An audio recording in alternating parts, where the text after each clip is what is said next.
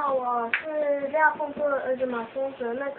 因为母亲节快到，所以我要说一句感言。其实我妈妈帮我做很多事，其实有的时候我会不在乎她的感受，所以她有的时候很难过。不过我知道，真的很辛苦，所以我在这里要祝她母亲节快乐，身体健康，万事如意，谢谢。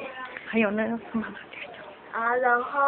然后我很谢谢妈妈，那我很高兴哦，而且我跟她这么多时间都那么快乐，她时常教我功课，在我不懂的地方，而且我已经6年级要考国中的时候，她就很担心我会考不考得上，所以我真的很高兴她能这样子担心我，关心我。